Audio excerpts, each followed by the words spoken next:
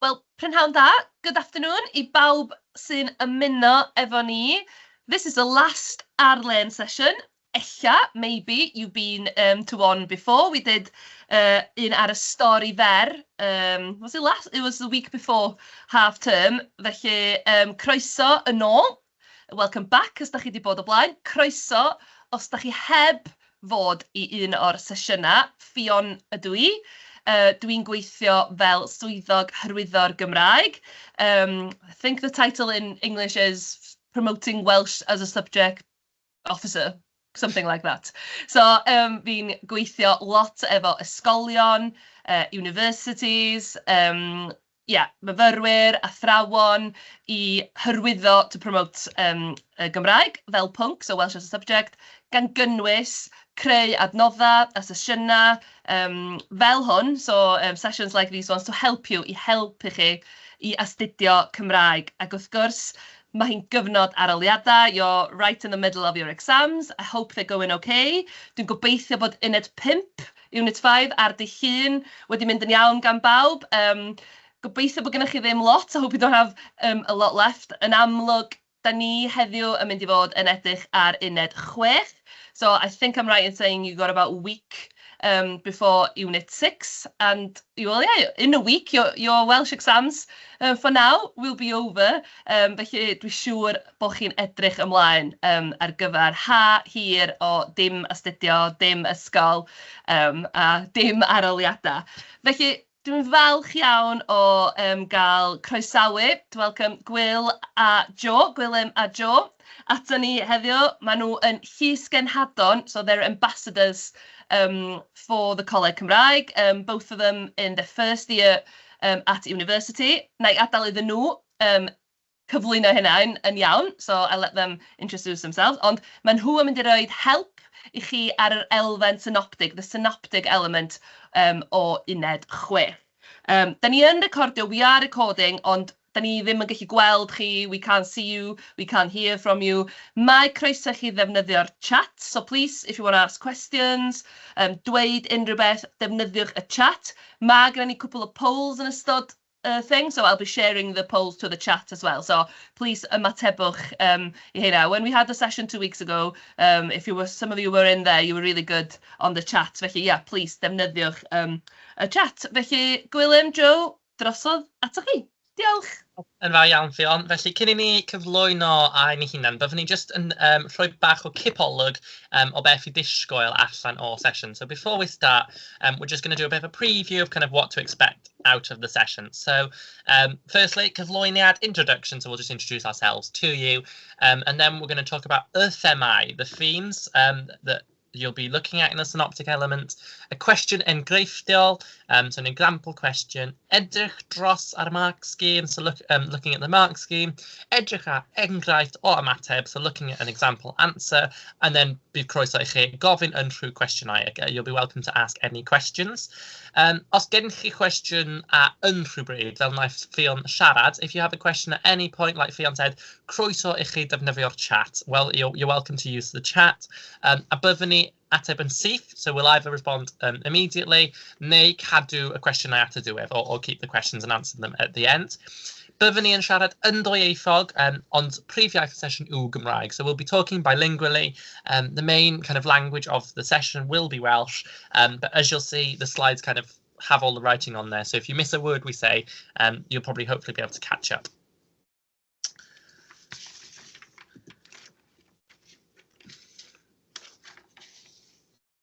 Okay, so Gwilym a Jo ydyn ni. So Gwilym ydw I a Jo ydw o. Mae'r ddau ohonyn ni wedi gwneud lefel a Ail Iaith Cymraeg, llynedd, so fel chi gyd yn wneud. Rydyn ni nawr yn y brifysgol. Dwi yn astudio Cymraeg a Ffrangeg ym Mhrifysgol Caerdydd, a mae Jo yn astudio cyfryngau a chyfathrebu yn Abertawe, ac mae yn astudio rhan o'i gwrs trwy'r Gymraeg. Rydyn ni bellach yn llysgenhadon i'r Coleg Cymraeg ac yn gweithio yn agos iawn a gynrychioli y llwybr Ail Iaith yn angwaith gyda Fion. So we're Gwil and Jo. Like all of you, both of us have studied second language A-level Welsh. We're now studying at uni. Will studies Welsh and French in Cardiff, and I study Media and Communications in Swansea, and I study half of my course through the medium of Welsh. We're also ambassadors for the Coleg Cymraeg, and we work very closely with Coleg Cymraeg and with Fion and a lot of other people who are so amazing to work close with them to represent the second language pathway and the opportunities available to you all. Lovely, diolch. So, symud ymlaen i'r elfen synoptig, then. So, mae'r elfen synoptig yn dod i fyny dwy waith. Yr waith cyntaf yn ystod Uned 4, rydych chi wedi gwneud hon yn barod, so paid y phoeni amdano hwnna. A mae hefyd yn dod i fyny yn ystod Uned 6, y stori fer. Bydd y cwestiwn hyn yn mynd i bod ymgeisir yn arddangos ac yn cymhwyso dealltrwydd o'r cysylltiadau rhwng gwahanol agweddau ar y Gymraeg drwy gyfuno a chydgysylltu wybodaeth, y dealltrwydd a'r sgiliau a ddatblygwyd. Mae yna rhai geiriau yn just ofnadwy yn y disgrifiad yna, ond na i dweud y Saesneg hefyd. So the synoptic element comes up twice in the period of your course. In Unit 4, oral assessment and drama, you have done this already, but also in Unit 6, which is obviously what this session is about, which is the short stories. The question will require candidates to demonstrate and to apply an understanding of the connections between different aspects of Welsh language by combining and coordinating knowledge, the understanding of the skills and the skills developed. So there's quite a wordy technical description of what you're going to do. Hopefully this session will really kind of iron out exactly what that means for you in the exam setting. Felly, ymlaen at y themau. Felly, yn gyntaf, y themau. So, pwyntio yw hystyried, points to sort of highlight to you all.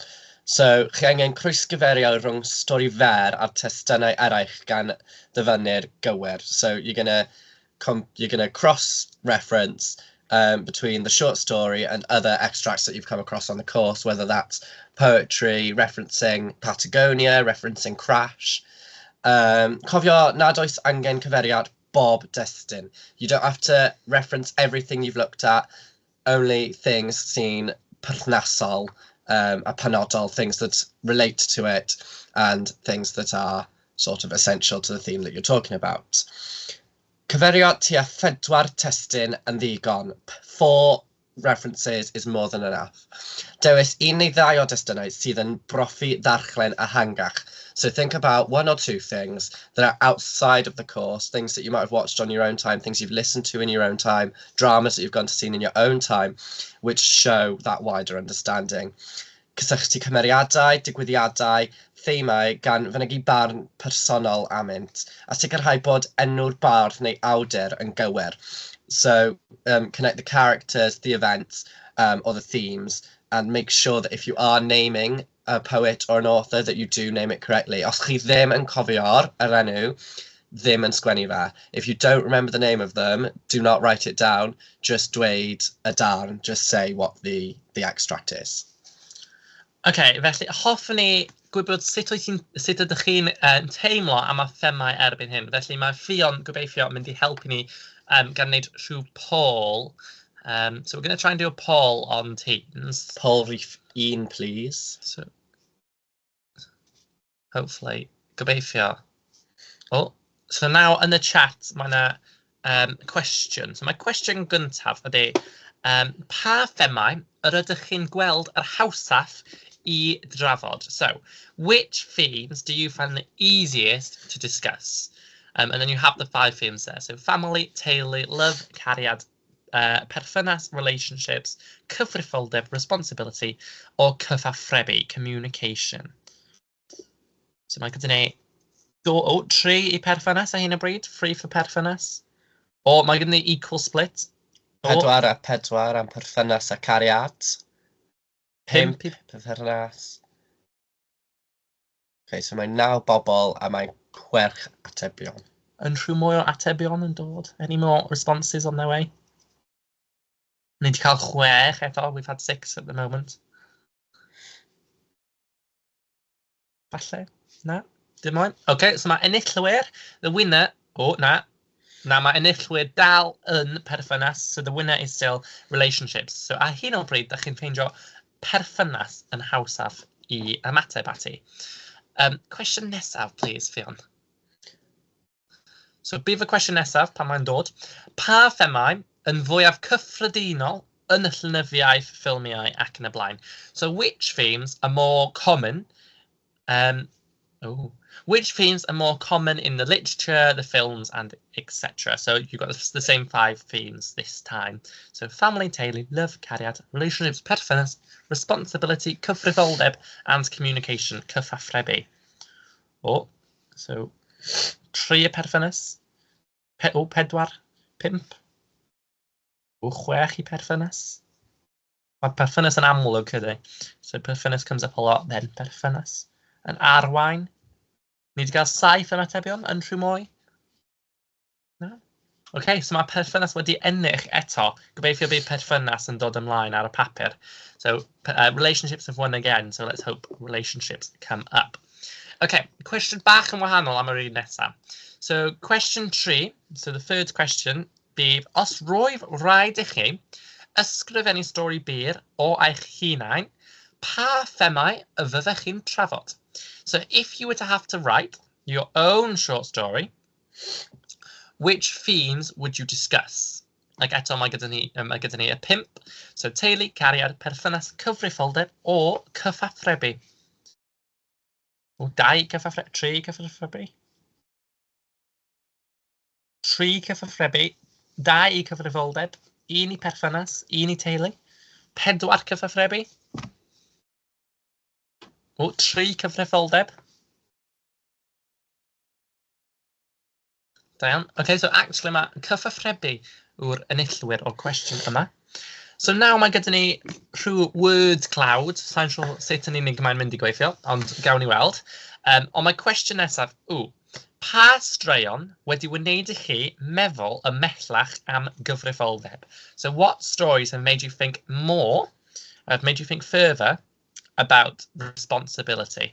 So dych chi gallu rhoi y straeon yn y fel bwlch, you can put the story in the gap, cliciwch submit ac dwi'n meddwl gawn ni weld rhyw word cloud.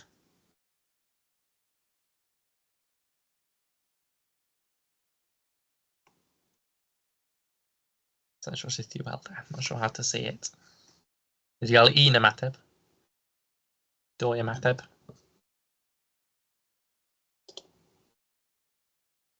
Dyna ni. So mae gyda ni crash.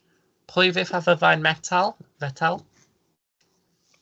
Yn rhwystraeon eraill wedi gwneud i chi feddwl ymellach. 2 pleidlais i pwy fydd. So 2 votes for pwy fydd. 4, so mae gyda ni 2 pwy fydd. 2 crash. Yn rhwystraeon eraill wedi gwneud i chi... Anglaf yn y wlad a crash. A crash, ie. Pwy fydd eto? Yn rhyw mwy, yn rhywbeth arall ydych chi wedi darllen o tu allan y dosbarth? Anything you've read outside of the classroom?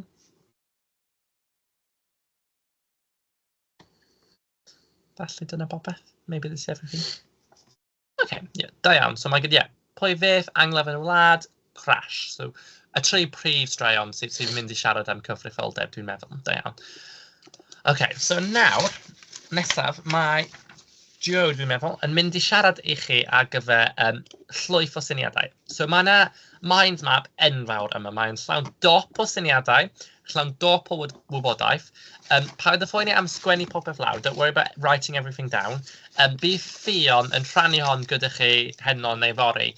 So Fion will share this slide, Fion will share the whole PowerPoint with you before too long, so you'll have the whole thing to refer back to. Ond bydd Joe yn siarad trwy fo gyda chi.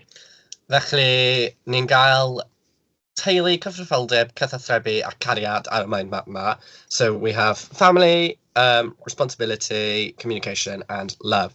So ar un ohono'r thema, mae'n bosib i gweld enghreifftiau, examples, o ble ni'n gweld hwnna.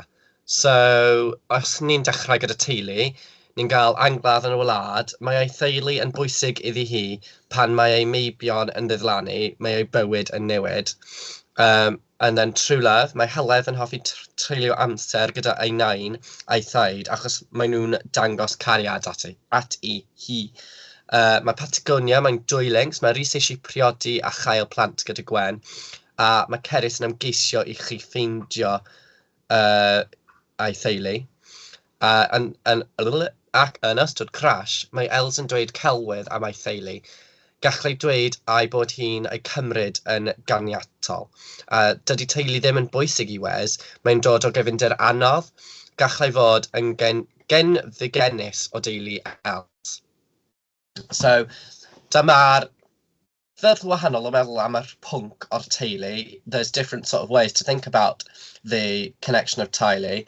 And ni wedi gwneud yr un peth dros pob pwnc. So we've done the same thing for every subject. Roi chi pwynt i dechrau, giving you a starting point o links i meddwl amdano. A maen nhw'n cysylltu gyda'r chlawr o pethau wahanol, ond yn amlwg, gyda'r cwestiwn, mae'n penodol, so it's specific. So mae'n dweud rhywbeth fel, mae sut mae'r cyfrifoldeb yn dangos, mae pobl ifanc ddim yn cymryd cyfrifoldeb yn y destun. So young people don't take responsibility in the destun, so then, in the extract. So then, chi angen cysylltu y ffyrdd penodol, that sort of specific form of the theme. Ni'n mynd i dod at hwnna. Sorry. I've got that later on in the PowerPoint for anyone who's wondering. Someone didn't do their homework. That specific form of the theme yn cysylltu fe gyda popeth arall.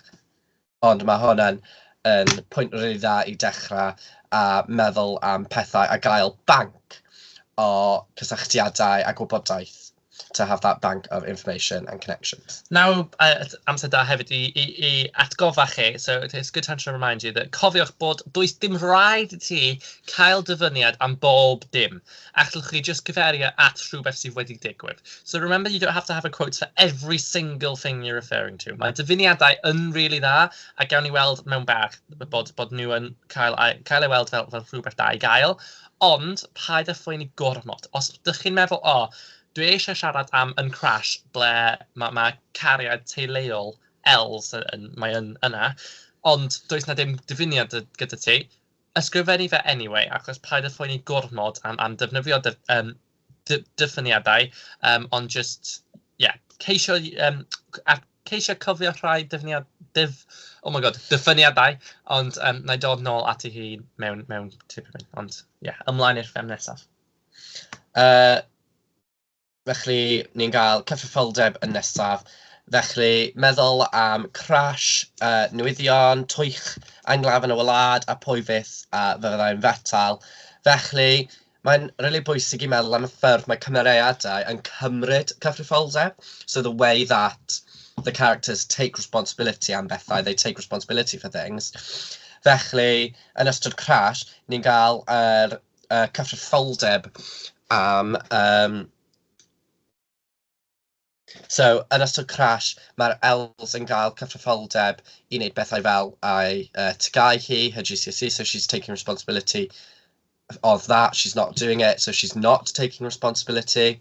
Neu, yn ystod newyddion, mae'r holl cerdd yn trafod am y ffaith ni ddim yn cymryd cyfrifoldeb fel byd o'r sefyllfa yn yr byd trydydd. And so, it's talking about how we as a society don't take responsibility for problems that are happening in the third world.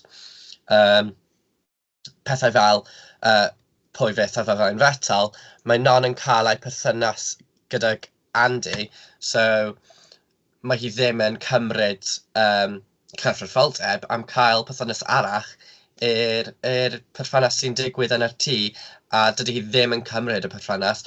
Dydy hi ddim yn cymryd cyfrifoldeb am y perthynas reit i'r diwedd. So the fact that non in pwy fyth fyddai'n fetal, she's having this separate affair and she's not taking responsibility for that, and she doesn't take responsibility for it right up till the end, is sort of, mae'n bosib i flipo fe i newider i'r ffyrdd negyddol hefyd. So it's possible to flip it into the negative form as well. So, yn lle o teulu, cyfrifoldeb a chyfathrebu, mae'n gyferbyniad, there's the opposite o ddim yn cymryd cyfrifoldeb, not taking responsibility, ddim yn cael teulu fel mae'r Wes yn crash, dydy e ddim yn cael teulu, a ddim yn cael cyfathrebu gyda pobl, ddim yn cael cariad, not having love, not communicating properly. Felly, os ni'n symud i hwnna, i cyfathrebu, if we move on to communication, mae'n lack of communication, there's a lack of communication, maen nhw ddim yn cael cyfathrebu yn crash rhwng llawer o cymeriadau, rhwng pob cymeriad. They lack that communication in crash.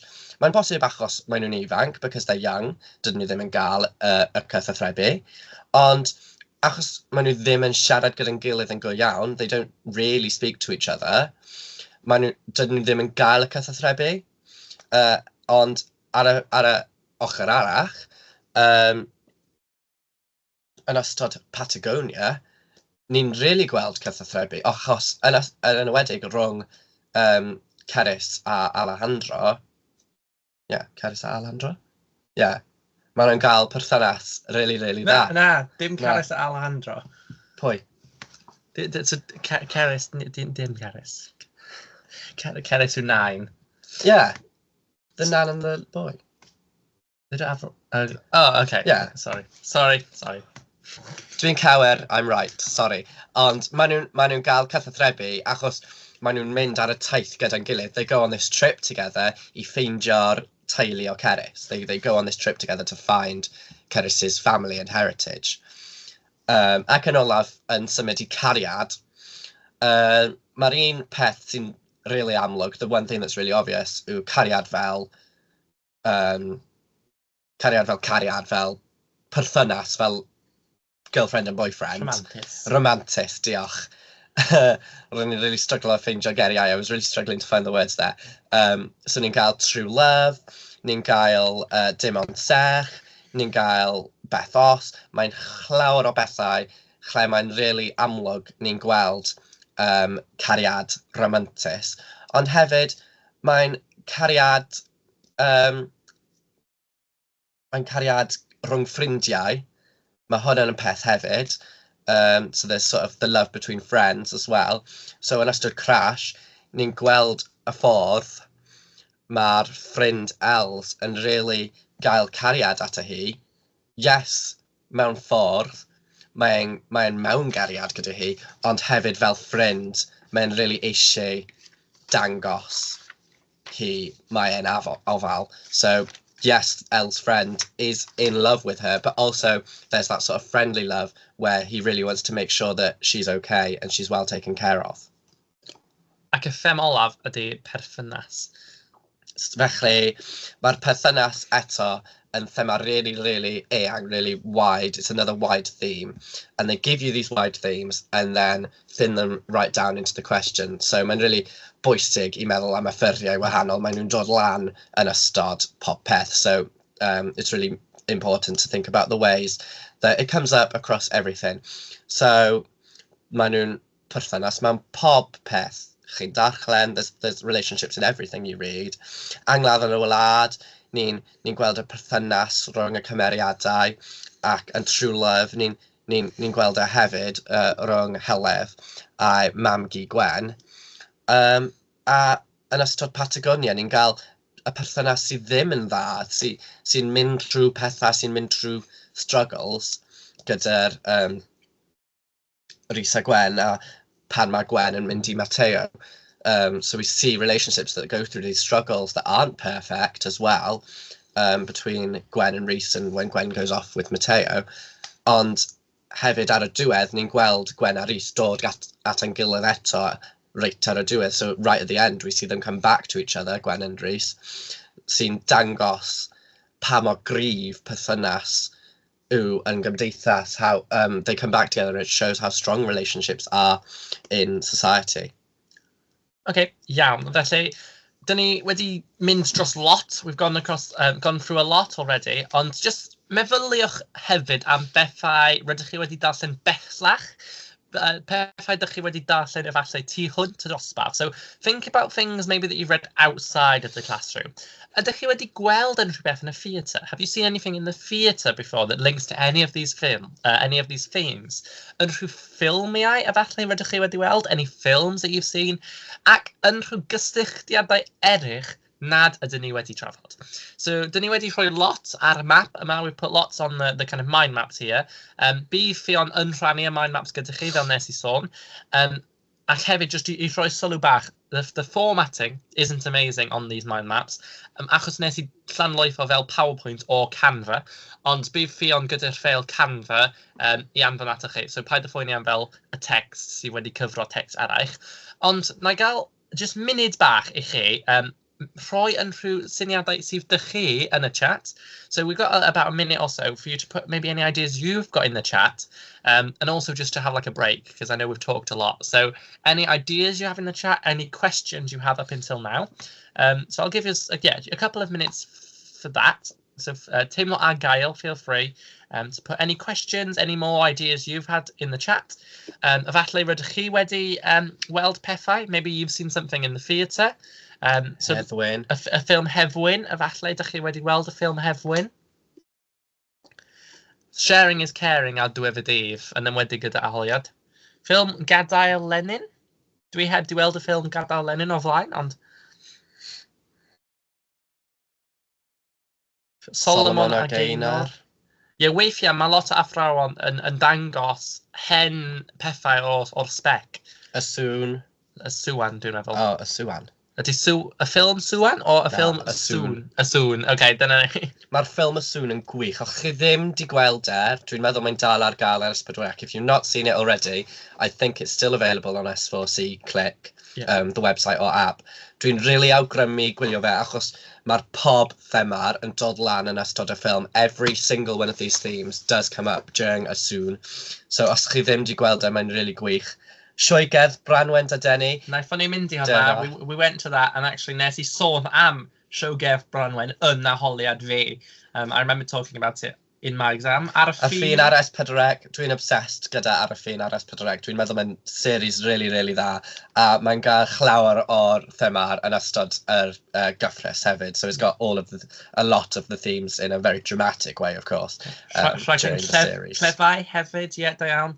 Mae'n lot o sioau ar S4C yn gwneud o holl themau yma, achos dyna beth mae pobl eisiau gweld ar y teledu. This is what people want to see on the telly. If you think of all the kind of classic shows, they're all going to have something like this in it. Hafiach. Yeah, da iawn. Ac os ydych chi gallu siarad am Hafiach, if you can talk about the new show Hafiach, bydd Cybac, WJC, really eitha hapus gyda hon. They'll be quite happy with that. Gwylio'r Eisteddfod, llongyfarchiadau gyda ha. Diolch, Becky. Dim cweit y themau dwi'n meddwl yn Eisteddfod, ond efallai ar maes B, efallai, sa'n siŵr. Ond ie, da iawn. So yeah, just meddyliwch am y bethau ydych chi wedi sôn. Think about the things you've talked about. Os does na dim pethau gyda chi o tu allan y course, if you don't have anything from outside of the course, falle just weld episode or weld pennod o Round a Round. Watch a quick half-an-hour episode of Round a Round, achos dwi gallu gaddo i chi, I can promise to you, a holl themau bydd yn y pennod yna. Felly, byddwn ni nawr yn symud ymlaen i trafod y holl themau yma, y holl pethau dyn ni wedi siarad, ond yn gyd-destun y cwestiwn a'i hunan. So we're going to talk about kind of how this links to the question. So dyma cwestiwn enghreifftiol ar y thema cariad. So this is an example question on the theme of love. So fel y gallwch chi gweld, mae gall fod yn syniad da i roi nodiadau o gwmpas y cwestiwn mwyn helpu chi. Os nad ydych chi'n deall o holl cwestiwn, meddyliwch am y cwestiwn i gyd, nid geiriau unigol. So you can see here that I've kind of written around the question. This is an example I did tua blwyddyn yn ôl. I answered this question about a year ago when I was in the same seats that you guys were. And this was one that I did. And as you can see, I was reading the question, I was going, un o thema'r dan isod yw cariad, ond cariad gyda'r person anghywir. And just all of a sudden, these ideas popped to my head of Gwen a Matteo a Non a Jack a dim ond serch. So I just thought, right, I'm just going to write this down in case I forget, because we all know exam nerves can make us do that. Neu cariad sy'n onochrog. So onochrog is one-sided. So you might see on the exam paper, it says how many ochr or tudalen sydd gyda ti. How many sides of a paper are with you in order to answer the question. So onochrog one-sided. So one-sided love or love with the wrong person. So efallai mae gyda chi rhoi syniadau yn syth. Maybe you'll get some ideas kind of straight away. A fel nes I, like I did, and I kind of wrote those 3 ideas that I had around the question. However, modd bynnag, mae peth mwyaf bwysig yw'r... Dun dun dun dun dun. Gobeithio. Dwi angen... O, na. Dyna ni. Peth mwyaf pwysicaf, the most important thing is the text. Y testyn maen nhw'n mynd I rhoi I chi. So the most important thing is the text, okay? A gallwch chi weld sut wnes I rhoi sylwadau fy hun ar y testyn. You can see how I kind of put some of my own comments on the text. Dyna oedd dim ond rhywbeth wnaeth yr athrawes wneud iddyn ni. So this is only kind of, she photocopied her version of the book. So fel y gallwch chi gweld, mae rhai sylwadau hi ar y tudalen ac byddai y fersiwn cybac byddai wedi teipio lan. So the version that WJC will put, it'll be a typed up version, not like a screenshot from the book. Ond, gallwch gweler yma sut nes I gysylltu y testyn ag themau tu hwnt i'r testyn. So, yma, teimlo cyfrifiad a'i gorff. Ac yna, yn syth nes I rhoi Gwen a Matteo. Roedd dim ond perthynas corfforol. Cawson ni a denu at ei gilydd. So, this quote that I've taken from the testing, the text, and then I've gone, right, okay, that to me links to Gwen and Matteo. It was only like a physical relationship. They kind of were attracted to each other. There wasn't much else to it. So you can see how I've taken a small part of the text, I've linked it to something else.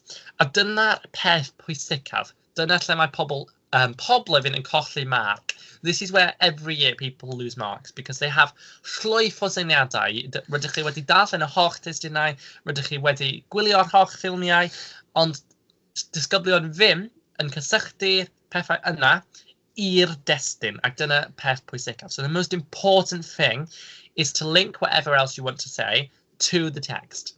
So, does na dim rhaid I ti rhoi dyfyniad ar gyfer y peth dych chi'n cysylltu gyda. So you don't have to give a quote for the thing you're connecting with. So for example, I wouldn't need to have a quote for Patagonia, but I would need to use the quote from the text, the testyn ei hun. So gan defnyddio rhan o testyn ceisiwch wneud cysylltiadau. So use the text to create these links. So mae'n na I gael syniadau o flaen.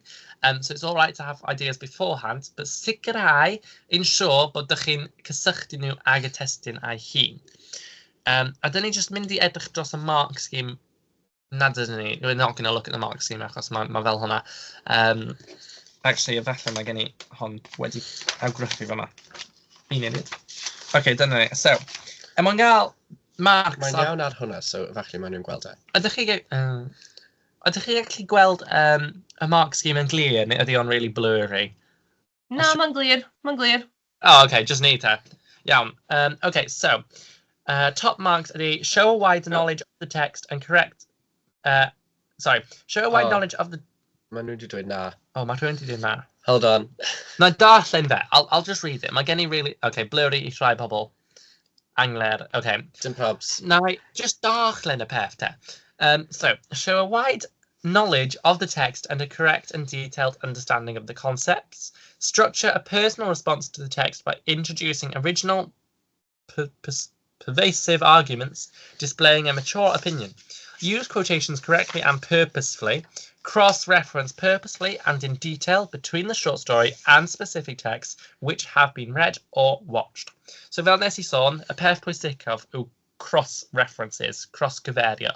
So making sure you're making those references between the two things. Os hoffech chi weld y mark scheme, mae'n ar gael ar wefan cybac anyway. Ac bydd, o fewn y version mae fi o'n mynd I anfon mas, bydd yn glir. Mae'n glir a print out fi ac ar Canva, ond rhywbeth wedi dod ac ie. Dwi hefyd yn hoffi ni. Felly, byddai'n siarad amdano sut I ymateb. So I'm going to talk about how to respond. Felly, yn gyntaf, dachlen yr tudalen. Read the extract. Neud e mwy na unwaith, do it more than once. Dachlen yr extract, wedyn dachlen yr extract a neud nodiadau. Wedi dachlen yr extract, a mynd yn ôl am wneud mwy nodiadau. Read the extract once just to deall, just to understand. Then read it, maybe highlight what's most important, what's really standing out to you, quotes that stand out to you. And then I'd say go back again and make those notes, connect those things, and sort of start to form up your ideas.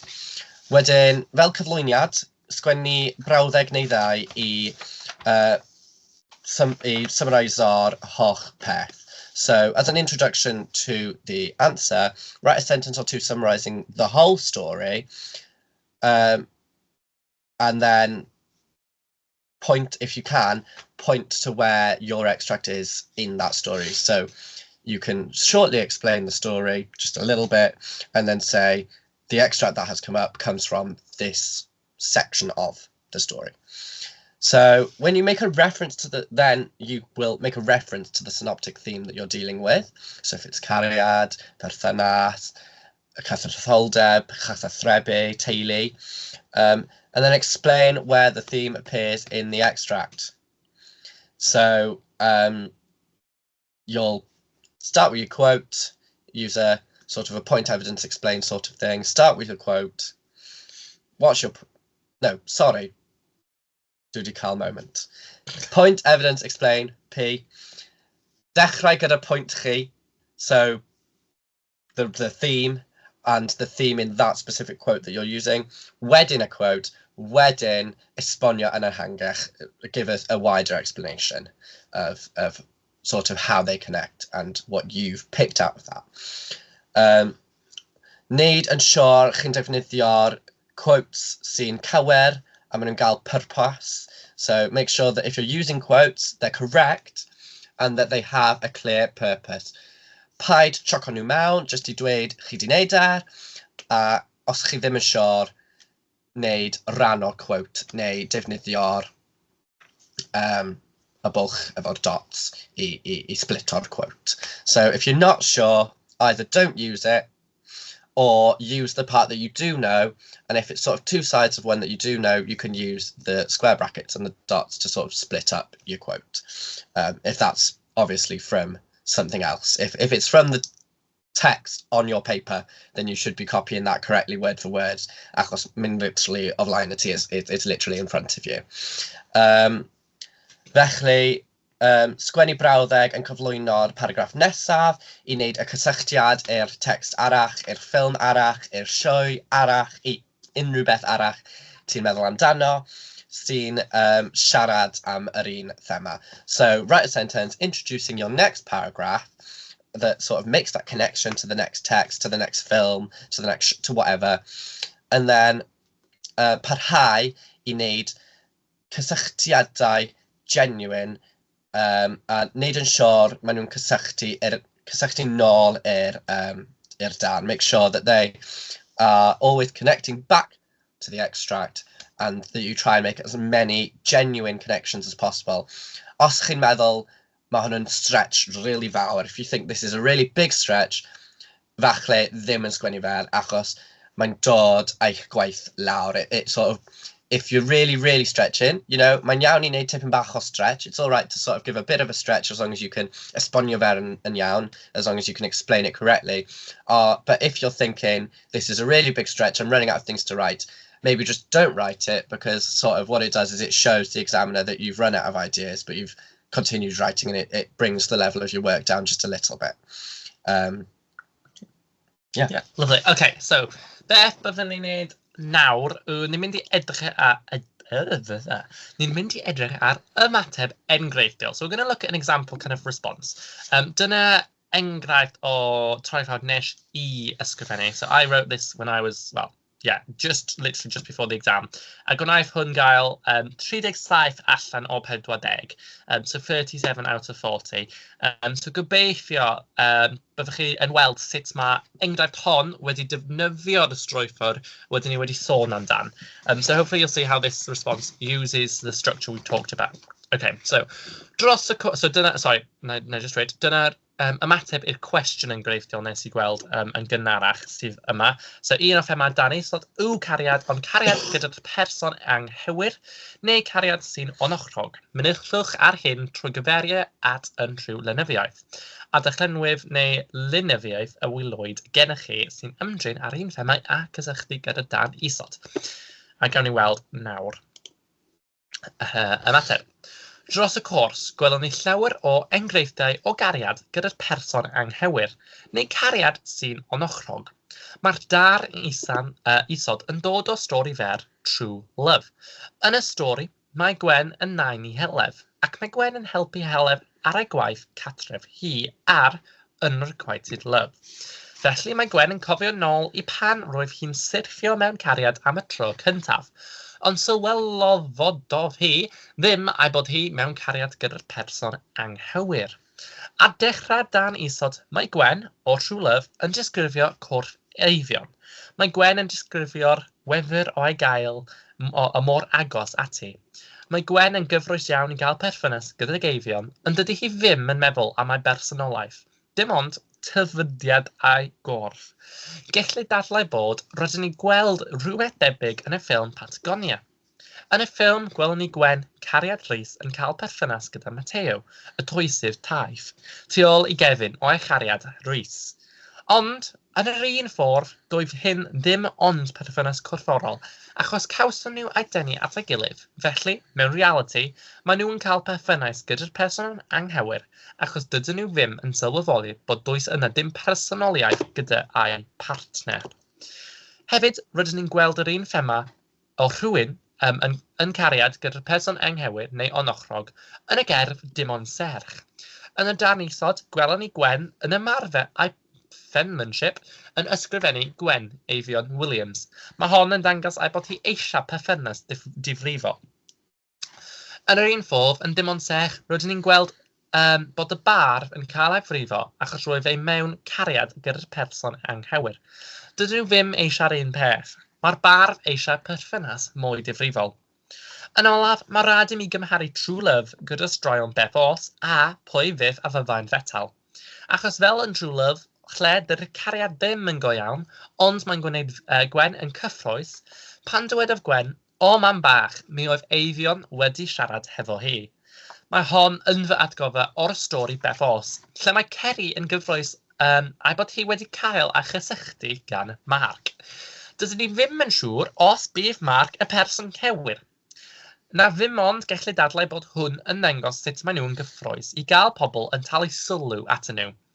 Bach fel yn y stori Pwy Fyth a Fyddai'n Fetal, mae perthynas rhwng Non a Jack yn enghraifft dda o gariad gyda'r person anghywir, achos fel meddyliad Mai yn True Love, mae o'n manteisio hi. Gellir dadlau bod Non yn manteisio Jack ac bod cariad Jack am Non yn unochrog. I gloi, mae'n glir bod cariad yn thema fawr dros y cwrs, a falle mae'r awduron eisiau dangos bod bwysigrwydd o syrthio mewn cariad gyda'r person cywir. Felly gobeithio mae hwn wedi helpu chi gweld y strwythur. So hopefully this has helped you to kind of see the structure we've talked about and put everything into kind of play, really. So mae ymateb hon yn cyffurio nôl at y cwestiwn yn anaml. It's all, like kind of always linking back to the question. Mae llwyth o dyfyniadau, lots of quotes, ond fel y gallwch chi gweld o'r diwedd, as you can see kind of in the end, the quote I've used isn't from the text that I'm referring to. Nes I defnyddio quote yn True Love. Mae o'n manteisio hi, so I used the quote from True Love in order to argue something that's actually in Pwy Fyth. So something totally different, ond mae di gweithio yn dda, it worked well yma. Felly, dyna ni. Dyna'r diwedd y sesiwn. Dyn ni wedi mynd trwy popeth sydd gyda ni. We've gone through anything that we have prepared. Bydd fy holl sesiwn cael ei anfon mas atoch chi cyn bore, sa'n siŵr pryd, bydd Fion yn neud yma. Wel, diolch yn fawr, Gwilym a Joe. O'n i'n meddwl, I'll speak for a little bit, just rhag bod chi eisiau rhoi rhywbeth yn y chat fel bod fi'n siarad. Nes I dysgu lot. Fi'n caru'r mind maps. I love the mind maps. Fydda ni printer ei, Gwil. Neud hynna. Cael rei.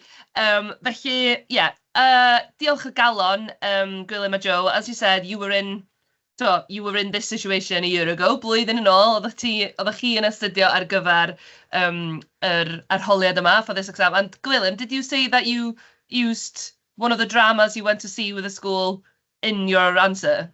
Do, nes I, yeah, I did, yeah. Be oedd y thema nes di siarad am, Dano?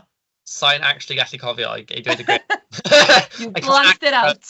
Dwi'n meddwl teulu oedd fe. I think he might have been family, ond Okay. sa'n gallu cofio yn unig.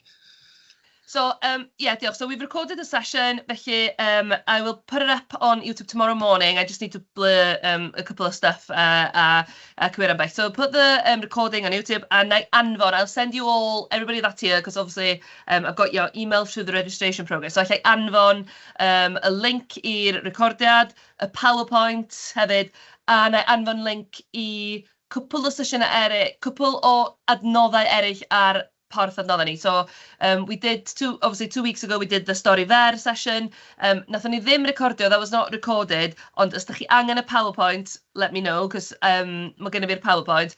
A hefyd, mae yna adnoddau newydd ar porth adnoddau. There are new resources talking about the 2 stories in Cariad Pear, and I'll send a link in the email bore fory, neu erbyn cinio fory. Hopefully by lunchtime tomorrow, I'll send everything out. Hopefully, croeso bysedd. Felly, yeah, pob luck. Pob luck ar yr adolygu, pob luck on any other exams you've got. A dwi'n gobeithio bod chi wedi mwynhau, enjoy dod astudio Cymraeg. A dwi'n gobeithio, gobeithio bod rhai yn chi ella yn mynd ymlaen I wneud Cymraeg yn y brifysgol. Hopefully some of you want to carry on your Welsh journey yn y brifysgol hefyd. Felly, ie, diolch yn fawr iawn. A ie, pob hwyl efo yr cyfnod nesaf yma, a gobeithio wedyn gewch chi fwynhau yr haf. Diolch bawb! Diolch bawb! Hwyl! Pob luck!